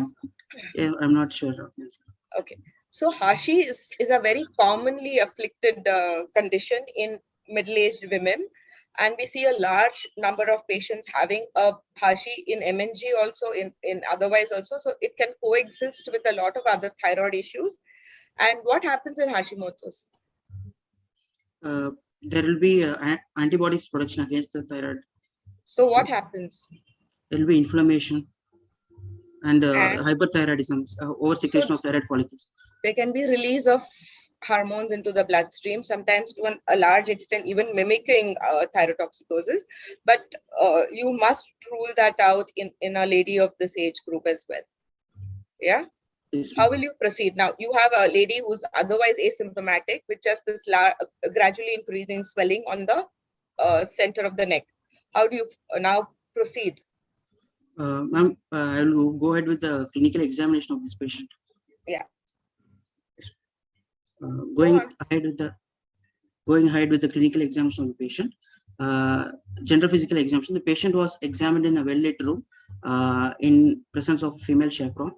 On general physical examination, the patient was conscious and she was cooperative to examination. She was oriented to time, place, person. A height of 140 centimeter, weight of 52 kg, BMI of 26. Her performance status was ECOG 1. On vitals, heart rate was 88 per minute. It was regular in rate and good volume. BP 110 systolic, 80 diastolic millimeters of mercury measured in the right arm in supine position. Respiratory rate 18 per minute regular. Temperature, she was afebrile. General physical examination continued.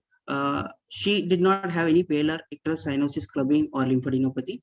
Examination of the eyes, they were normal with no eye signs. And hands, there were no tremors or nail changes. Or oral cavity examination was also within normal limits. Examination of the neck, inspection.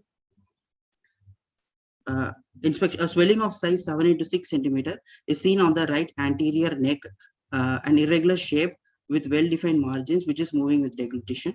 Another swelling of size 5 to 4 centimeters in the left anterior neck, which is irregular shape with well-defined margins, which also moving with deglutition. Tattoo marks are seen over the swelling, 3 in number. The lower limit of the swelling could be appreciated on deglutition.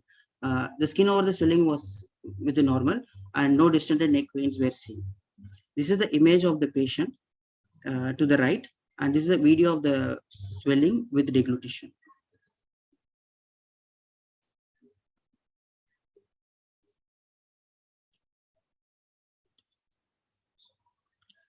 Palpation.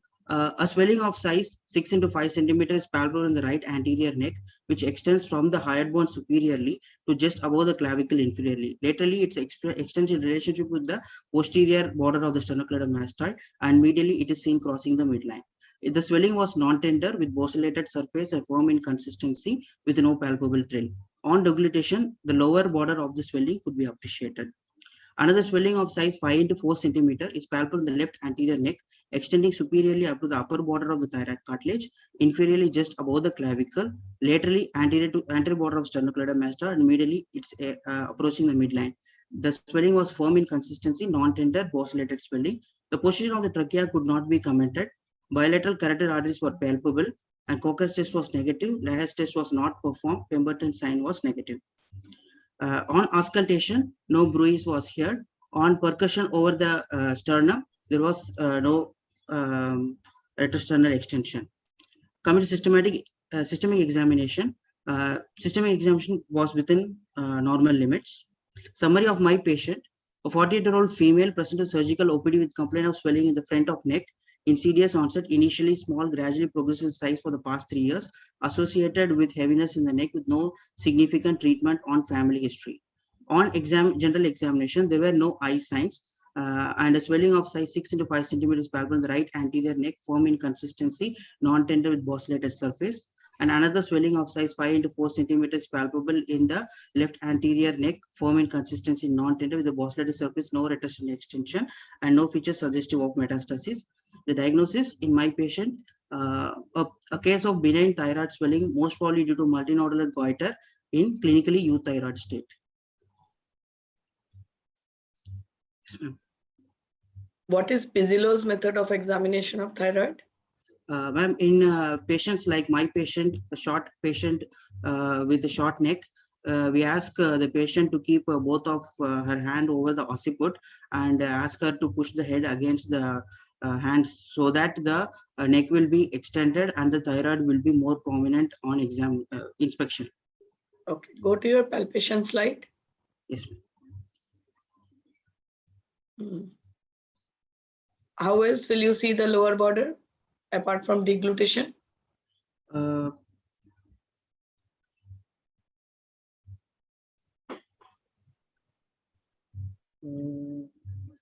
Clinically?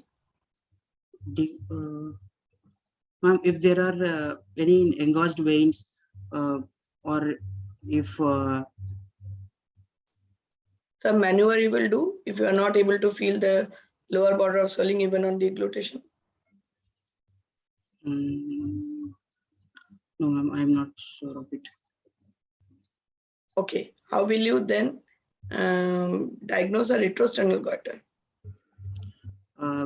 Ma'am, clinically Pemberton sign we can do, so which will help us in knowing whether is there any retrosternal goiter or not. We'll ask the patient to raise both her hands above the level of the head with both the arms touching the bilateral ears, and then we wait for 1 minute or so. If there is a flushing and engorged neck veins, which is suggestive of a retrosternal extension, possibly. So if the lower border is not swelling, won't you suspect a retrosternal extension? Yes, ma'am. If it is clinically not, you are not able to feel the lower border of swelling, you will suspect a retrosternal and do the other test. Okay. Yes, next slide.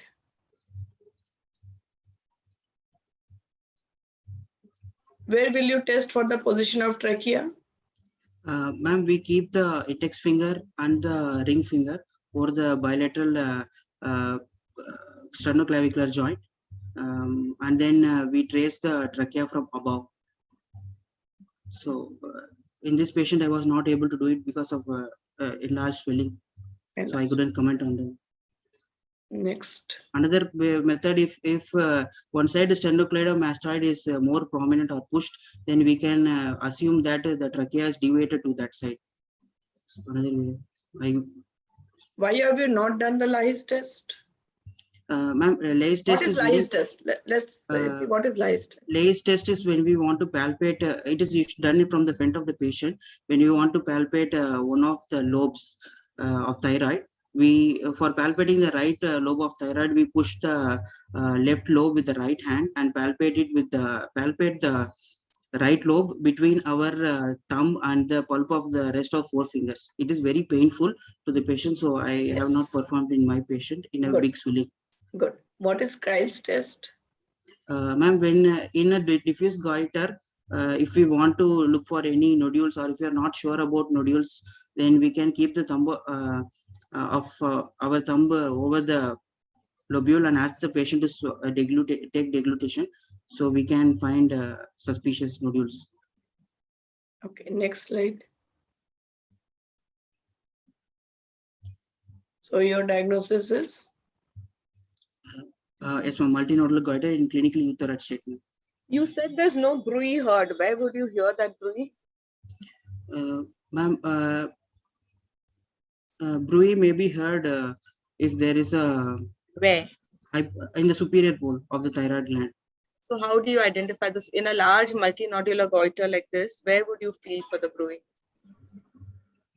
Sometimes the whole gland occupies the neck. Then how do you figure out?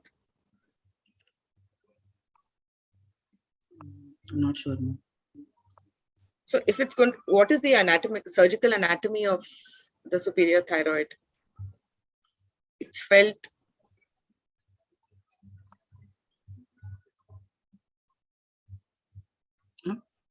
It's at the hyoid, right? When you go laterally. So if the thyroid extends beyond of it, sometimes you may not feel the bruit there, or you may not be able to feel. So you have to feel at the uppermost pole of the thyroid. If you can find an indentation there, that's where you will be able to hear the bruit. Okay. Yeah, just to seek a clarification, in this patient, both the lower borders were visible, right? Palpable. Yes, ma'am. Then why did you do percussion? Ma'am, I did percussion to just confirm, but it should not be done. It's not needed. Not necessary. If you are able to see it, if you're able to palpate it, there is no reason to do a percussion at all. Yes, so it's an unnecessary thing that you are talking about. All right? Yes, ma'am. Is there some reason you would still do a percussion? Is there anything else that you've... Sometimes in few patients, there may be a ectopic gland swelling. What else can be there? Which is not visible when you're examining. You can still see the lower ends.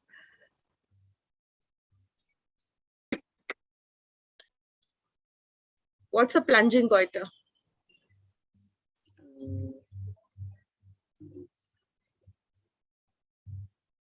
Huh? The goiter might, it's not in the retrosternal area, but it might go inside the retrosternal area.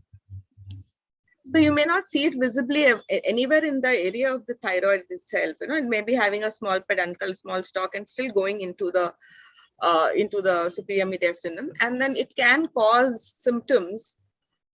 You know, like patient can have breathlessness and lying down on a particular side or whatever else. And maybe it's been anecdotally said that you could maybe do a Pemberton's at that point in time and get a dullness. But I think that test itself is such a gross test. It doesn't really make much sense. But everybody, you know, I think to complete an exam, it's important to be told. But I don't know, Dr. Rekha, I mean, do you really advocate a Pemberton's in any patient? I mean, I haven't really seen a, it's just historical. It is just historical. Historical. And we're carrying the load. An Indian patient, we do not see the condition, etc. Yeah. Okay. Can we proceed? Yeah. Divakar, tell us now what. Just one other detail. Yes, I don't remember you talking about tremors. You did mention eye signs. Did you speak about tremors? Yes, if you did, mentioned. You did. Okay. All right. Okay. Thank you. Ma'am, after having a clinical diagnosis of benign thyroid swelling, I would like to proceed in this patient with by doing a thyroid function test, especially a TSH, to look for even though it's clinically euthyroid, I might have to do a TSH. And following that, I will have to do a ultrasound. Divakar, you have to do a complete thyroid function test in the case of thyroid, just not TSH. Just to stop you here before we go, I agree with Dr. Shilpa when we are saying, I wouldn't want you to say benign. How can you say benign on this? You can say a multinodular goiter in the euthyroid state. Please don't say benign or malignant at the end of a clinical examination, unless you have something to indicate a malignancy like a positive node, pulsatile, bone secondary, something like that. Otherwise, it's very, very difficult for you to be able to categorically say it's benign. So I think you should just exclude benign and malignant. So you'd say structure-wise, it's a multinodular goiter. Functionality-wise, it is in the euthyroid state. And then subsequent evaluation needs to happen. Yes, ma'am. So after doing a complete thyroid function test, I would like to go ahead with the ultrasound examination of the neck. And also, I would like to do an ultrasound guided FNAC in this patient. So based on the further FNAC findings, the management of this patient will be going on. So you would like to do an FNAC of every nodule that's there? No, ma'am. Then? In ultrasound, if there are features of highly suspicious, then those can be done, ma'am. Yeah, tell us about those features. Those features, like if there are any microcalcifications or a nodule with irregular margins or with any solid and cystic components. Microcals are a little difficult to understand on an ultrasound. What are the ultrasound findings of which are suspicious of malignancy? Ma'am, nodule with both solid and cystic components, hypoechoic. Okay. And with irregular margins, taller, wider, more than wider forms, and those with extrathyroidal extensions, or if there are any lymph nodes are seen on ultrasound, those are the times when I would like to do an FNAC. Anything else? Which is the common malignancy in an MNG? Which malignancy is more likely to happen in an MNG? Follicular carcinoma. No, so it's not true anymore. 50% of them still will tend to be papillary. Yeah. So if it's a follicular, is there any other investigation, ultrasound investigation, which will help you maybe diagnose that it is a follicular cancer and not just a adenoma? Any ultrasound aid that you can do? Not aware of. Have you read about a resistive index? Yes, ma'am. Elastography.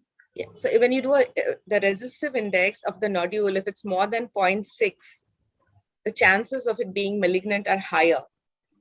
Yeah. So then you would know which ones to, in addition to what you said, which ones to also FNA and rule out a malignancy in them. Thyroid malignancies are very indolent most times. So you would need to really look for them and understand where they can happen, right? Did you mention about an X-ray neck chest before you went on to an ultrasound of the thyroid? And an indirect laryngoscopy as well. Yes, ma'am. I didn't mention it, but we might have to do other investigation like soft you tissue. Might have to do. Is there a mite in an X-ray chest, X-ray neck? We have to do. We have to do an X-ray of the neck epilateral because we'll be able to see the extra like retrosternal extension in some cases, and we might also have to do since it's a multinodular goiter, we might also have to do ECG and. No. You tell me what all you will see on an X-ray neck, and why do you need an AP lateral? Why not just do an one view? Why have AP and lateral views? In lateral, we will be more able to see the extension. You will be able to see what? Thyroid extension, retrosternal extension. In lateral view. Okay, what else? You talked about microcals, no, in your ultrasound. It's better seen on this. Calcification, we can see, ma'am. Yes. What else? What is scabbard trachea? Ma'am, if it is radiological findings in multinodular goiter, a large, long-standing goiters can cause weakening of the trachea and cause tracheomalacia. This is scabbard trachea will be seen, ma'am. So what do you see on the X-ray? the tracheal rings may not, maybe like this, they are not normal. They are. Yeah, they're not normal, certainly. So there's an anterior-posterior compression. So that's why you're taking a lateral view, all right? So you'll be seeing that narrowing happening. And as a result of which, it looks like a scabbard. What is a scabbard? It's a sheath in which you keep your sword, that container. So just like you have that narrowing, so that also happens here as a result of an anterior-posterior. So to answer what Dr. Shilpa was asking you, you'll be able to see a mass lesion. You'll be able to see calcification. You'll be able to see anterior-posterior compression on the lateral view. On the anterior-posterior AP view, you'll be able to see the deviation. That's what we are looking for when we ask the question. What are you doing the X-ray for? All right.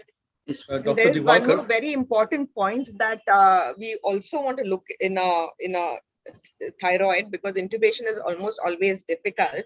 So you want to look at the spine as well and figure out if you can actually give an extension to the patient, in the given, if there's an issue with the spine, then you are not good, you'll be very careful when you're taking up this patient for surgery.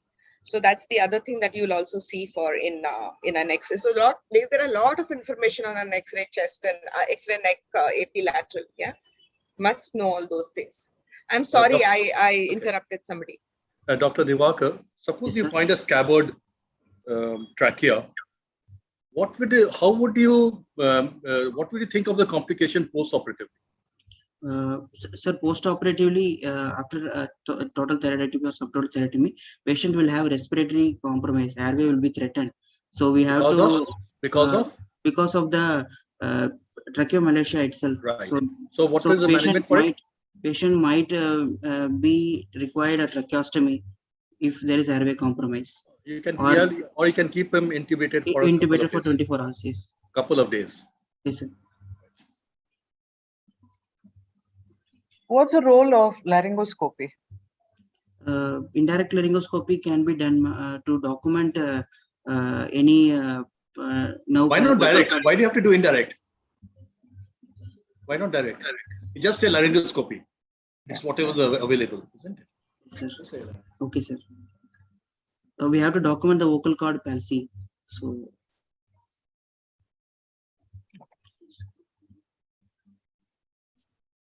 So in this particular patient, at the end of palpation, you think they are still separate swellings, or it's just part of one? On palpation, I could appreciate 2 swellings. Okay.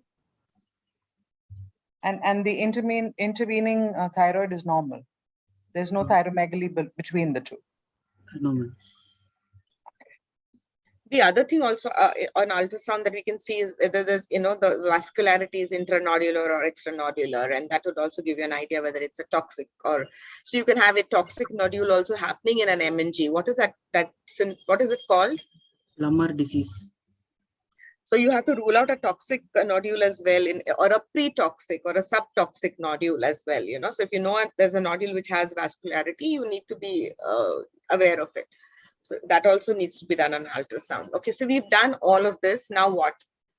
It comes out as a benign multinodular goiter.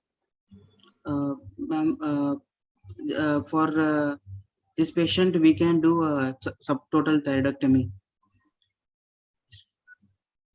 What is the indication for surgery in a multinodular goiter? Cosmetic reasons. Or if there's a large swelling which is causing complications, compression symptoms, or if there is any suspicious probability of malignant transformation in future. So in these conditions, we will have to undergo surgery. You'll also add that if you're not able to follow up the patient, if you feel that the patient's not going to be coming back for follow-up repeatedly, then it makes sense for you to go ahead and plan for a surgery. But otherwise, I agree with the points that you said. So what surgery? So we treat them as cosmesis, complications, carcinoma. So, any of those three. And most times it's cosmesis. It's not really one of the other two. So, but that is an important factor in deciding whether to undergo surgery. So you don't want to do anything else before you take up this patient for surgery. You have an X-ray neck. You have Possibly because we asked you to. Otherwise, ultrasound and TFTs, and you are ready for surgery. FNACs reports, and also in multinodular goiter, if I am not sure that there is no retrosternal extension, you can do a CT. It's always good to do CT imaging to see for retrosternal extension. In benign multinodular goiters, you advocate a CT to rule out retrosternal extensions. In an asymptomatic patient where an X-ray or an ultrasound is showing well-defined margins? Not required, ma'am. But just because it's available, you should not be doing investigations, no? Is there any additional information it's going to give you in this lady? No. So don't say unnecessarily investigations which are not required. Now, you tell me the investigations you will do before you take up this lady for surgery. Other routine hemogram, ECG is needed in this patient. PFTs can be done if there's a huge swelling. And see, we're talking about this lady, so don't again go into an undergrad setup. In this lady, what all will you do for? Do you need to do a PFT in her? What is an easier test that they ask you to do? My anesthetists ask them all the time. They just ask them to do that test, and if they're okay, they just like, are okay. Huh? Breath holding. You can do a breath holding. You can do a stair climbing. You can do the simplest thing. And if patient is completely asymptomatic, then it's I don't know. I don't think what does the rest of the panel think? PFTs in all patients of multinodular goiter? No. No, I certainly don't think it's indicated. Neither do you want to do. You're muted, Dr. Rekha. Yeah. So I said, no, I agree with you. I will not be doing a CT. I will not be doing a routine pulmonary function test.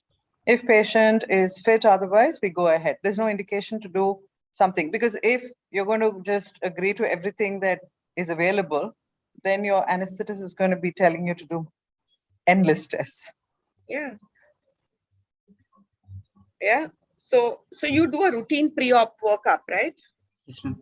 Like whatever is the standard pre-op workup in your institute. Okay. I heard a very not nice sounding word from you in terms of surgery. What is the surgery you mentioned? Subtotal thyroidectomy. Why, pray, would you do a subtotal thyroidectomy?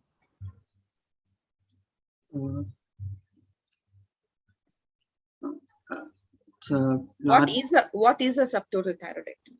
And when we do a lobectomy of one side, estomectomy, and partial excision of the other lobe, it's leaving a part of tissue near the recurrent laryngeal nerve.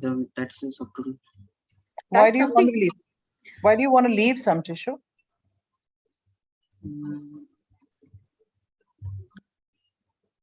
How much tissue? 3 grams. You are going to sit and measure 3 grams or what on the table? Pulp of little finger, around the pulp of little finger. Yours or the patient's? Oh my goodness. These are such typical questions, So enough to fill the tracheoesophageal groove is the that may be indicative of the adequacy of keeping some amount of thyroid and no complications. But in a high output center, I think subtotal is a redundant phase. And I have patients coming to me with subtotal done somewhere else in an MNG, coming back with the full formed, multinodular goiter again. So I feel the answer should be a near total thyroidectomy. Take out all visible thyroid tissue without damaging any of the other structures that should be preserved. That should be your go-to operation for all thyroid, where you're planning to excise most of the thyroid gland. And keeping that much tissue is not going to help you overcome the need for the function. You will have to replace it with L-tox or whatever, some drug. So just because you are scared of damaging a nerve or whatever, and you leave behind excessive tissue, within 10 years, she's again grown it, into a large gland. So near total is what I would go with. Divakar, which is easier to manage, hypothyroidism or hyperthyroidism? Sir, again, sir, I can't hear. Which is more easy to manage, hypothyroidism or hyperthyroidism? So hypothyroidism. Why? You're right. Give me the reason for it. Sir, hyperthyroidism, like in hypothyroidism, we can give the L-troxin. And, you've got just one thing to give, L-troxin. That's it. Yes. In hyperthyroidism, we've got many ways to skin a cat. Right? Yes, yes, so you can use multiple methods, or you have multiple methods because none of the methods can be successful. Yeah, that's because Dr. Sahi, the cat has 9 lives. So no matter what you do, the cat keeps coming back. You know? Okay. So that's right. That's right. Yeah. So you should do a near total. Yes, sir. Rather than wait for it to turn malignant, second surgery is difficult, have to give manage hyperthyroidism, all that kind of stuff. Okay. Yes, sir. So that's it. Divakar? Yes, sir. I have few questions for you. What is the ideal indication for CT scan in a case of thyroid? Sir, ideal indication as like if there is a retrosternal extension, then it is an indication for CT scan, sir. Leave alone the retrosternal. You are sticking on to the retrosternal extension. When is it that you'll always do a CT scan? See, the ideal indication for a CT scan in a case of thyroid is extracapsular spread of the disease. When you suspect extracapsular spread of the disease, CT scan is mandatory. Okay. Then let me come to this subtotal thyroidectomy. The surgeon called Delbridge and Stan Smith, who belong to, I think, Perth University of Australia. They did a research for a decade and a half with the number of recurrences.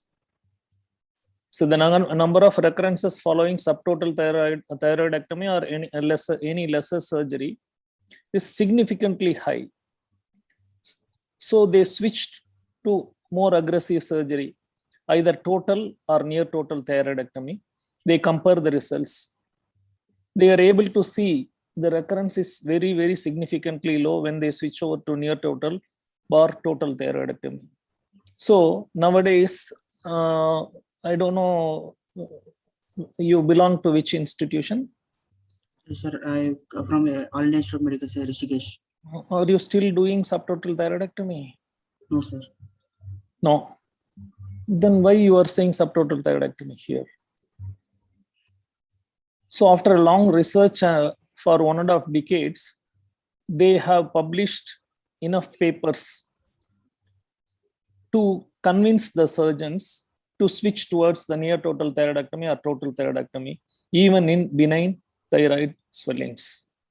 So the whole world of surgeons move towards the near total thyroidectomy or total thyroidectomy, leaving this subtotal thyroidectomy. Okay. So the current concept is, previously they say if you see the nerve, it is a harm. You have done harm to the patient. The current concept in thyroid surgery is you must see the nerve. That means you are safe. You are safeguarding the nerve. That is the current concept in thyroid surgery. That's what I want to say. Thank you, sir. I would agree with you. In fact, when you don't see the nerve, and when we are, taking off the last bit of the thyroid around the thing of lung, there is always a vessel there which comes and which always bleeds when you take off the thyroid. And most nerve injuries happen when you're trying to, hold that vessel, because you tend to get aggressive. You finish the surgery, you want to close up. So, you go and clamp it, you cauterize it, and invariably the patient will have hoarseness for a bit. So it is of paramount importance, I think, to be able to understand the anatomy, to see the nerve, trace the nerve, take it away from the thyroid, and then do your surgery, whatever it is that you need to do. What about the parathyroids? How do you preserve them? Ma'am, we can do auto transplantation of parathyroids. Are? You can see them, and why do you want to take them off and then again reapply? How many percentage of parathyroids are intrathyroidal? Less than 14%. So why would you want to, for the rest of the this thing, take off? You can identify the parathyroid gland. You can identify it. You can separate it. It's a benign condition. And you have to ensure that you don't affect its vascularity. So how will you do all these things? Improper identification of parathyroid, and the second is, how will you do it? Ma'am, by its appearance. Yeah. And what is the appearance like?